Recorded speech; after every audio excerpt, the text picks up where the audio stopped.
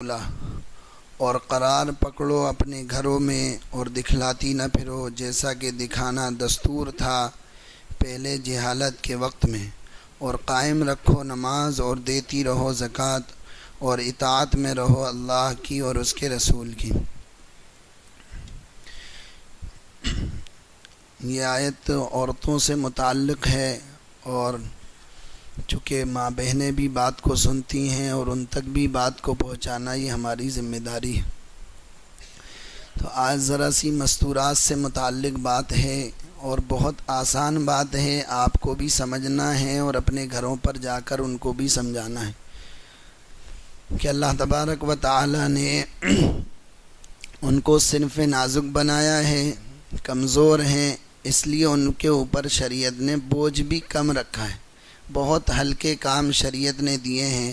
اگر گھر کی مستورات ان کاموں کو پابندی کے ساتھ اہتمام کے ساتھ کرنے لگیں تو بہت آسانی کے ساتھ جنت کے اندر داخل ہو سکتی۔ بہت مختصر سے کام اللہ کے نبی صلی اللہ علیہ وسلم نے ایک حدیث کے اندر عورتوں سے متعلق بیان فرمایا۔ آپ علیہ الصلاۃ والسلام نے فرمایا کہ کوئی عورت 4 کام کر لے۔ کتنے کام؟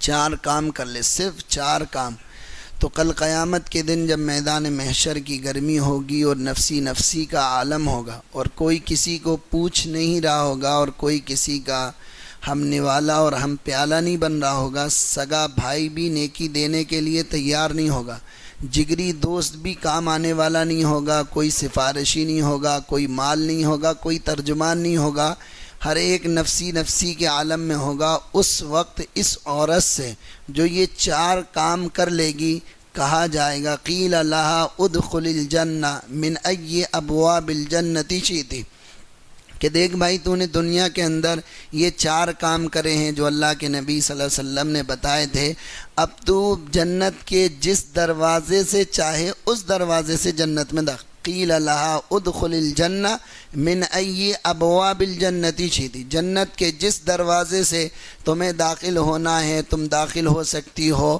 اتنے آسان کام شریعت نے ان کو بتائے۔ کیا کام ہیں؟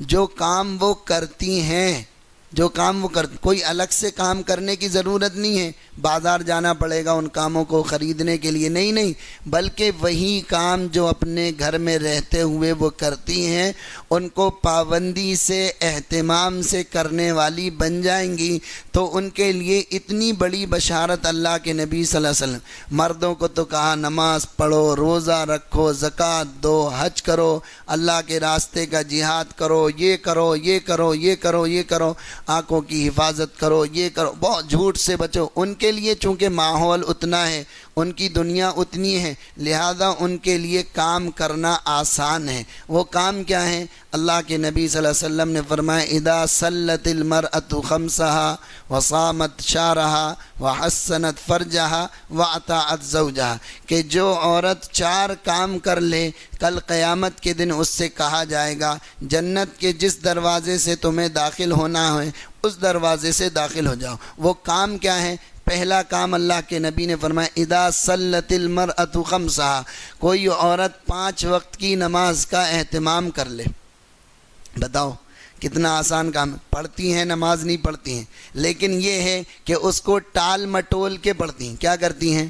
ٹال مٹول کے پڑھتی ہیں۔ گھر کے اندر کام آ گیا تو پہلے کام کرتی ہیں۔ اذان ہو گئی ہے، عورتوں کے لیے علماء نے لکھا ہے کہ جیسے ہی نماز کا وقت ہو فوراً نماز کو ادا کر لینا چاہیے، اول مقصد ہے۔ اللہ کے نبی سے پوچھا گیا، اللہ کے نبی صلی اللہ علیہ وسلم اللہ کے نزدیک سب سے بہترین عمل کیا ہے؟ تو ایک عمل آپ نے یہ فرمایا کہ اول وقت میں نماز کا ادا کرنا، نماز کا ٹائم ہو جائے نماز ادا کر لے۔ عورتوں کے لیے یہ کیوں لکھا علماء نے؟ اس لیے کہ گھر کے کام کاج ایسے ہوتے ہیں کہ جب اس میں وہ بھڑ جاتی ہیں اور لگ جاتی ہیں تو پھر نماز کا خیال نہیں رہتا، شعور نہیں رہتا ہے، اور وقت جلدی سے گزر جاتا ہے، اور پھر شیطان دل میں خیال ڈالتا ہے ارے پگلی، ارے اللہ کی بندی اتنا کام کر رہی ہے، مہمان آئے تھے 10 ان کا تو نے کھانا بنایا، پھر ان کے لیے کھانا سجایا گیا، پھر اس کے برتن گندے ہوئے، اب تو نے ان کے برتن دھلے، ادھر تیرا بچہ بھی اسکول سے آ گیا، اس کی ڈریس اتاری، اس کو کھانا کھلایا، اس کو نہلا۔ کتنا تھک گئی ہے تو، صبح سے کام کر رہی ہے گھر کے اندر، کتنے سارے کام تو نے کرے، تھوڑا سا آرام کر لے، ذرا سا بیڈ پہ لیٹ جا۔ گرمی کی شدت ہے، مئی جون کا مہینہ چل رہا ہے، کولر کو آن کر کے 10 منٹ کے لیے آرام کر لو۔ نماز کا وقت ابھی کوئی جا رہا ہے، ابھی تو 4 ہی بجے ہیں، 10 منٹ آرام کر کے پھر نماز پڑھ لینا۔ 10 منٹ کے لیے کولر کو آن کر کے وہ بیڈ پہ لیٹ گئی، وہ شیطان آیا اور تھپیاں دینا شروع کر دی۔ وہ 10 منٹ کے لیے جو لیٹی تھی، ادھر مؤذن صاحب نے جب عصر کی اذان کہی، جب اس کی آنکھ کھلی، اذا صلت المرأة خمسہا، اللہ کے نبی نے فرمایا جو عورت اہتمام کے ساتھ 5 وقت کی نماز کا ادا کر لے، 5 وقت کی نماز کی پابندی کر لے، یہ بہت بڑا کام ہے اس کے لیے، چونکہ اس کو گھر میں جھاڑو بھی دینا ہے، برتن بھی مانجنا ہے، بچوں کی تیاری بھی کرنا ہے، اسکول بھی بھیجانا ہے، اسکول کے بعد آ کر ان کو نہلانا بھی ہے، ان کو دھلانا بھی ہے، ان کے کپڑے وغیرہ کو صاف کرنا ہے، ان کو کھانا دینا، ان کے ٹیوشن کا کام کروانا، اس کے بعد ان کو سلانا، ان کو تربیت کرنا، بہت سارا ایک اس کے اوپر جھمیلا ہے۔ تو اللہ کے نبی نے اتنا سا کام لگایا کہ 5 وقت کی نماز کا اہتمام کر لے۔ شوہر فجر کی نماز میں اٹھ کر جا رہا ہے، پہلی صف کا نمازی ہے، لیکن اس کی بیوی نماز نہیں پڑھتی ہے، اس شوہر کو کبھی خیال نہیں ہوا کہ یہ تو جنت میں جانے کے لیے اپنے راستے کو آسان کر رہا ہے، لیکن اس کی بیوی جو اس کی پہلو میں لیٹی ہوئی ہے، اس نے کبھی اس کو جگانے کی کوشش نہ کری۔ اللہ کے نبی صلی اللہ علیہ وسلم نے حدیث میں فرمایا، روایتوں میں آتا ہے کہ وہ بندے کو اللہ تعالیٰ محبوب والی نگاہوں سے دیکھتا ہے جو رات کے اٹھے اور پھر ساتھ میں اپنی شریک حیات کو بھی اٹھا لے، اور اگر وہ کچھ آنا کانی کرے، پانی کے چھیٹے 2-3 مار دے، لیکن یہ اس صورت میں جب کہ ایسا ہی مزاح اور دل لگی چلتی ہو، ایسا نہیں وہ ڈنڈا اٹھا کے آپ پہ سوتنے لگے، ایسی عورت سے نہیں، جو دل لگی چلتی ہو جہاں، وہاں کا مسئلہ ہے، لیکن وہاں کا مسئلہ نہیں جہاں یہ دل لگی چلتی نہیں ہو۔ تو اگر وہ خود اٹھائے، ساتھ میں اس کو بھی اٹھا لے۔ فجر کی نماز ذرا سی مشکل ہوتی ہے، چونکہ نیند کا غلبہ ہوتا ہے، پڑھنا مشکل ہوتا ہے، اسی لیے حدیث میں آیا ہے من صلی البردین دخل الجنہ، جو 2 ٹھنڈی نمازیں پڑھ لے وہ جنت میں داخل ہوگا۔ کون سی؟ ایک فجر کی اور ایک عصر کی۔ فجر کی نماز ٹھنڈک کی انتہا پر ہوتی ہے اور عصر کی نماز ٹھنڈک کی ابتدا پر ہوتی ہے۔ فجر کی نماز کیوں؟ اس لیے کہ اٹھنا مشکل ہوتا ہے، اور عصر کی نماز مردوں کے لیے اس لیے کہ کاروباری مشغولی میں لگے رہتے ہیں، ایک روایت۔ دوسری روایت یہ ہے جو بندہ فجر کی نماز جماعت سے پڑھ لے اور عشاء کی نماز جماعت سے پڑھ لے، اس کو پوری رات عبادت کا ثواب ملتا ہے۔ حدیث صحیح حدیث ہے، اور روایت میں آتا ہے جو شخص عشاء کی اور فجر کی نماز جماعت سے پڑھ لے پوری رات عبادت کا ثواب ملتا ہے۔ تو اب یہ نمازوں کا اگر اہتمام عورت کرنے والی، اور اللہ کے نبی نے فرمایا منافقین پر فجر اور عشاء سے زیادہ بھاری کوئی نماز نہیں، عشاء کی نماز بہت بھاری ہے، اگر تمہیں عشاء کی نماز کا ثواب معلوم ہو جائے تو تم 2 لوگوں کے کاندھوں پر گھسٹ کر آؤ۔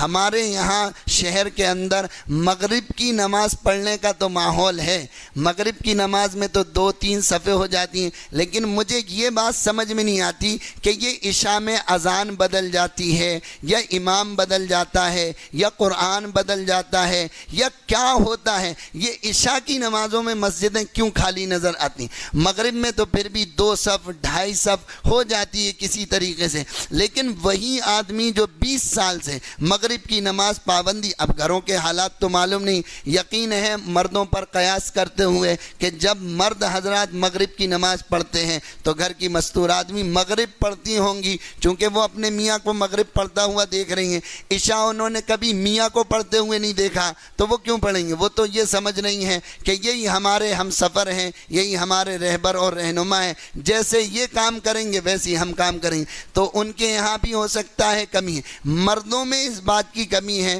کہ وہ مغرب کی نماز تو پھر بھی کچھ پڑھ لیتے ہیں، عشاء کی نماز سمجھ میں نہیں آتا، کہاں چلے جاتے ہیں، کہاں گم ہو جاتے ہیں، حالانکہ وہی اللہ نے مغرب بھی فرض کی ہے، وہی اللہ نے عشاء بھی۔ تو پہلا کام عورت یہ کرے کہ 5 وقت کی نماز کا اہتمام کر لے۔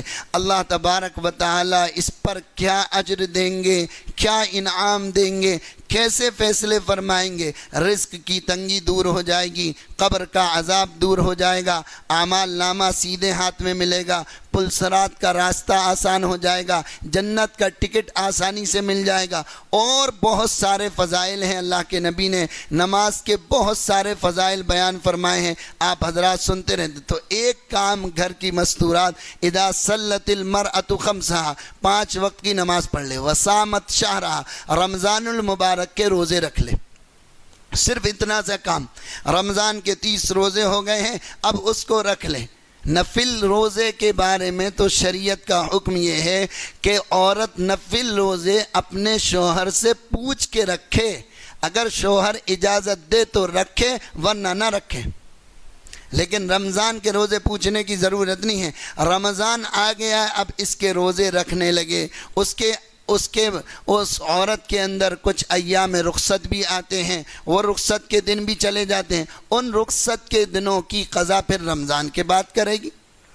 نماز بھی معاف ہے ان دنوں میں، روزے بھی معاف ہے ان دنوں میں، نماز بالکل ہی معاف ہے، نماز کی قضا نہیں عید کے بعد، لیکن رمضان کے روزے کی قضا کرے گی۔ جو رخصت کے ایام تھے اس کے ختم ہونے کے بعد، رمضان کے گزرنے کے بعد ان روزوں کی قضا کرے گی جو ان کے دن آتے ہیں۔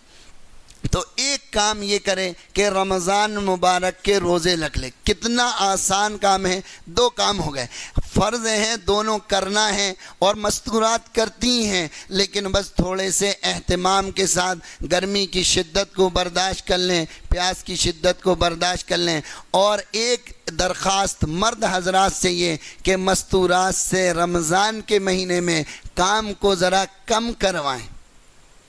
وہ جب ظہر سے کچن میں گھستی ہیں تو پھر مغرب کی اذان ہی ہو جاتی ہے، اس کے بعد بھی نہیں نکل پاتی۔ وہ آپ کے لیے پاپڑ بھی تلیں گی، پھر بھجیے بھی آپ کے لیے بنیں گے، پھر پوئے بھی تلے جائیں گے، پھر منگوڑے بھی بنائے جائیں گے، کچھ میٹھا بھی ہوگا، ٹھنڈا بھی ہوگا، پھیکا بھی ہوگا۔ ظہر کی نماز سے جو اندر جاتی ہیں تو مغرب کی نماز میں باہر آتی ہیں۔ آپ سوچو کیا مغرب کے بعد جب تھوڑا سا پیٹ کے اندر کچھ پہنچ جائے تو عبادت بہت مشکل ہوتی ہے، سستی آتی ہے، چائے جب تک نہیں ملے کھڑا ہوا نہیں جاتا ہے۔ تو یہی حال عورتوں کا بھی ہوتا ہے۔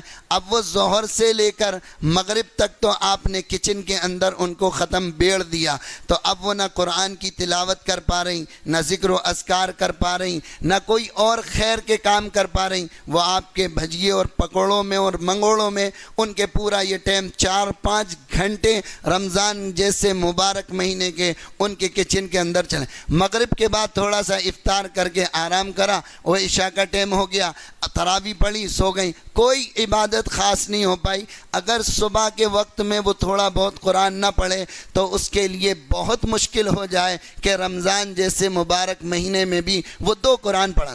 چونکہ اس کے اندر تھوڑا سا ہم بھی کام کو بٹوانے میں اور ہاتھ دینے میں ذرا سا ساتھ دے، ان کا منگوڑے پکوڑے یہ تھوڑے سے کم کرو۔ تیل کی چلی چیزیں اس قدر نقصان دہ ہیں جس کا کوئی انتہا نہیں ہے، لیکن چھوڑتے ہی نہیں۔ مسئلہ یہ چھوڑے کون؟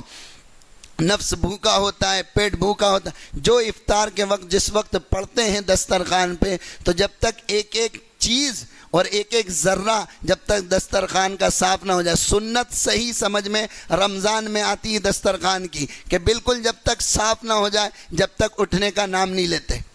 ادھر اذان بھی ہو رہی، سب کچھ ہو رہا، لیکن کیوں؟ اس لیے کہ نفس، حضرت شیخ نے لکھا ہے کہ حلال روزی سے افطار کرنا، اور یہ بھی آداب میں سے ہے کہ شکم سیر نہ ہوا جائے، چونکہ جس مقصد کے لیے روزہ فرض کیا گیا ہے وہ شکم سیر ہونے کی وجہ سے روزے کا مقصد فوت ہو جائے۔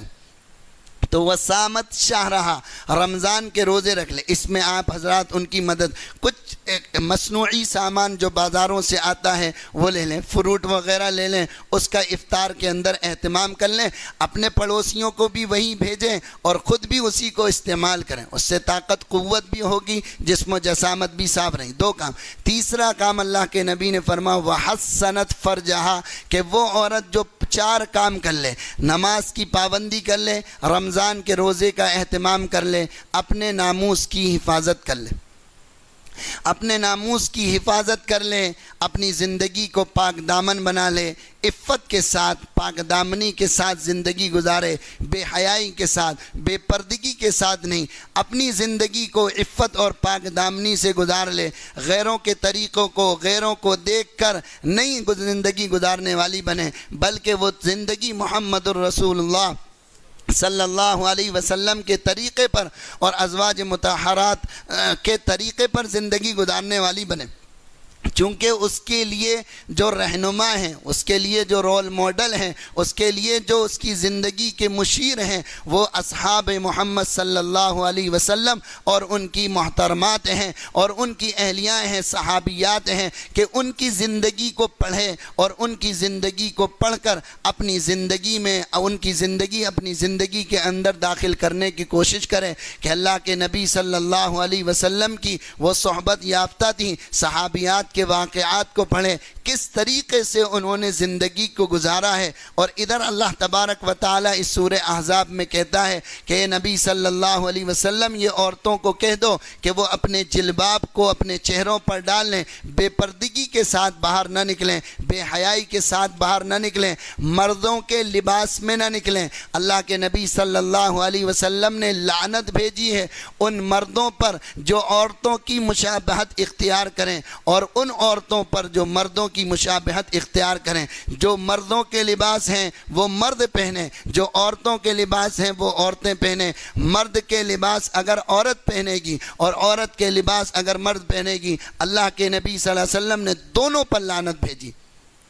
کہ یہ دونوں لعنتی ہیں۔ تو عفت کے ساتھ، پاک دامنی کے ساتھ زندگی گزارنا یہ عورت کے لیے بہت ضروری ہے۔ اس کا جو آگے ایم ہے، اس کی جو زندگی گزارنے کے لیے جو رول ماڈل ہیں وہ یورپ کی عورتیں اور بے حیا عورتیں نہیں ہیں، بلکہ ان کی رول ماڈل حضرت فاطمہ ہیں، حضرت خدیجہ ہیں، ام کلثوم ہیں، زینب ہیں۔ اللہ کے نبی صلی اللہ علیہ وسلم کی مجلس لگی ہوئی ہے، آپ نے پوچھا بتاؤ دنیا کی سب سے بہترین عورت کون ہے؟ صحابہ نے مختلف جواب دیے۔ حضرت علی کو کوئی کام آ گیا، گھر تشریف لے گئے، مجلس ابھی جاری ہے، گھر کے اندر گئے، حضرت فاطمہ سے فرمایا اللہ کے نبی صلی اللہ علیہ وسلم نے یہ سوال پوچھا ہے دنیا کی سب سے بہترین عورت کون ہے؟ تو حضرت فاطمہ نے فرمایا میں جواب دوں اس کا، دنیا کی سب سے بہترین عورت کون ہے؟ تو حضرت علی نے فرمایا ضرور جواب دو۔ فرمایا دنیا کی سب سے بہترین عورت وہ ہے جس کو نہ کوئی مرد دیکھے اور نہ وہ کسی مرد کو دیکھے۔ یہ جواب لے کر حضرت علی رضی اللہ تعالیٰ عنہ اللہ کے نبی کی مجلس میں گئے اور فرمایا اللہ کے نبی حضرت فاطمہ نے یہ جواب دیا۔ اللہ کے نبی نے فرمایا فاطمہ تو بضعۃ منی، فاطمہ تو میرے جگر کا گوشہ ہے اور ٹکڑا ہے۔ اس سے بہترین جواب دنیا کے اندر کوئی نہیں ہو سکتا کہ کوئی عورت کسی غیر مرد کو نہ دیکھے اور کوئی غیر مرد کسی عورت کو نہ دیکھے۔ دنیا کی سب سے بہترین اور الدنیا کلھا متاع وخیر متاع الدنیا المرأة الصالحہ۔ اللہ کے نبی نے فرمایا دنیا کی تمام چیزیں ساز و سامان ہیں، یوز کر کے پھینکنے لائق چیزیں ہیں۔ وخیر متاع الدنیا المرأة الصالحہ، دنیا کی سب سے بہترین چیز اگر کوئی ہے تو وہ نیک عورت ہے۔ سب سے بہترین چیز اگر دنیا کی کوئی ہے تو وہ نیک عورت ہے۔ تو عورت اپنی زندگی عفت اور پاک دامنی کے ساتھ گزارے۔ کیسے گزارے؟ پاک دامنی کے ساتھ گزارے۔ آزادی کے نام کا چسکا نہ لگائے کہ اس کو آزادی کا نام دے دیا تو اب وہ اپنے شوہر سے اور اپنے گھر والوں سے لڑے کہ بھائی یہ تو 2018 چل رہا ہے۔ گئے وہ زمانے جب پردے کیا کرتے تھے، جب برقعے اوڑا کرتے تھے، اب 2018 چل رہا ہے۔ اب تو دنیا کتنی ترقی کر گئی ہے، کیسے کیسے سامان، کیسے کیسے آلات ایجاد ہو گئے۔ یہ کیسی باتیں کرتے ہو آپ؟ اب تو زمانہ شانہ بشانہ چلنے کا ہے، اب تو مرد عورت ایک ہی ہیں، اب تو ملاپ کا، اب تو ہم جنسی کا دور ہے، اب تو مخلوط چیزوں کا دور ہے۔ اب تو ہم آپ کے شانہ بانہ شانہ چلیں گے، ہم آپ کے ساتھ کھڑے ہوں گے، ہم آپ کے لیے ہم اور آپ بالکل ساتھ میں زندگی گزاریں گے۔ یہ تو بالکل اصول کے خلاف ہے۔ عورت کی خلقت الگ ہے، مرد کی خلقت الگ ہے، اس کو اللہ تبارک و تعالی نے دوسری طریقے سے پیدا کیا، اس کو صنف نازک بنایا۔ یہ تو نعرہ ہی غلط ہے کہ مرد اور عورت اب ایک ساتھ زندگی گزاریں گے اور ایک ساتھ اسکولوں کالجوں میں ایک ساتھ ہی کام کریں گے، ایک ساتھ ہی اٹھیں گے بیٹھیں گے، یہ تو نعرہ ہی غلط ہے۔ آپ نے آزادی کے نام پر عورت کے اوپر اور بوجھ کا رکھ دیا اس کے اوپر۔ پہلے تو اس کو گھر کی ذمہ داری تھی کہ وہ بچے کے حمل کو اٹھائے، اس کی پیدائش کی مرحلوں کو برداشت کرے، پھر اس کو دودھ پلائے۔ اس کے ساتھ ساتھ اب آپ نے اس کو باہر نکال کر اس کے ذمے آفس کے، اس کے ذمے سیل فون کے، اس کے ذمے کسٹمر سے بات کرنے کے، اس کے ذمے پیٹرول بھرنے کے، ہوا بھرنے کے کام آپ نے اور لگا دیے۔ یہ کام گھر میں تھے ہی تھے، اس کے ساتھ ساتھ آپ نے اور کام لگا دیے اور اس کو آزادی کا نام دے دیا۔ وہی عورت اگر اپنے گھر میں اپنے مردوں کے لیے، اپنے بچوں کے لیے، اپنے گھر کے بڑوں کے لیے کھانا بنائے، کھانا پروسے اور گھر کے اندر رہے پاک دامنی کے ساتھ، عفت کے ساتھ، تو یوں کہا جاتا ہے کہ یہ دقیانوسیت ہے، یہ پرانا دین ہے، پرانے طریقے ہیں۔ اب 2018 ہے، اب نیا دور آنا چاہیے۔ اب عورت کو آپ نے باہر نکال، یہی عورت گھر کے اندر کھانا بنا رہی تھی تو یہ دقیانوسیت تھی، یہ پرانا دین اور پرانا مذہب تھا۔ یہی عورت اب ایئر ہوسٹس بنتی ہے اور جہاز کے اندر 800 مسافروں کا کھانا بنا کے ان کے لیے ٹیبل پر جا کر رکھتی ہے، تو اس کا نام آزادی دیا جاتا ہے، اس کو آزادی کہا جاتا ہے۔ وہی عورت گھر میں کھانا رکھے تو وہ دقیانوسیت ہو جاتی۔ وہی عورت ایئر ہوسٹس بن جائے اور ایروپلین کے اندر وہ کھانا پروسے اور ایک ایک مسافر کی ایک ایک آواز پر ادھر جائے اور ادھر جائے اور بالکل گیند کی طرح ادھر سے کبھی ادھر ناچے کبھی ادھر ناچے، اس کو آزادی نام دیا ہے اور اس کو دقیانوسیت نام دیا ہے۔ فیا للعجب، اب آپ خود ہی فیصلہ کریں کہ آزادی کس کو کہیں گے اور دقیانوسیت کس کو کہیں گے۔ اسلام کا نظام اچھا ہے یا یورپ کی دی ہوئی تہذیب و تمدن اچھی ہے، فیصلہ آپ کے ہاتھ میں ہے۔ تو 3 کام ہوئے کہ عورت اپنی ناموس کی حفاظت کرے۔ چوتھا کام اللہ کے نبی نے فرمایا وَأَطَاعَتْ زَوْجَهَا، کہ اپنے شوہر کی اطاعت کرے، فرما برداری کرے۔ اللہ نے اس کو بہت بڑی نعمت دی ہے شوہر کی کہ اس کی اطاعت کرنا، اس کی خدمت کرنا یہ عورت کے ذمے ضروری ہے۔ اللہ کے نبی صلی اللہ علیہ وسلم کے پاس ایک بدو آیا، گاؤں کا آدمی، اور کہنے لگا میں آپ پر ایمان لایا ہوں لیکن میں کوئی ایسی چیز دیکھنا چاہتا ہوں جس سے میرا ایمان بڑھ جائے۔ اللہ کے نبی صلی اللہ علیہ وسلم نے فرمایا جاؤ اس درخت سے جا کر کہہ دو کہ محمد صلی اللہ علیہ وسلم نے تمہیں بلایا ہے۔ وہ گاؤں کا آدمی اس درخت کے پاس گیا اور کہا اللہ کے نبی صلی اللہ علیہ وسلم نے تمہیں بلایا ہے۔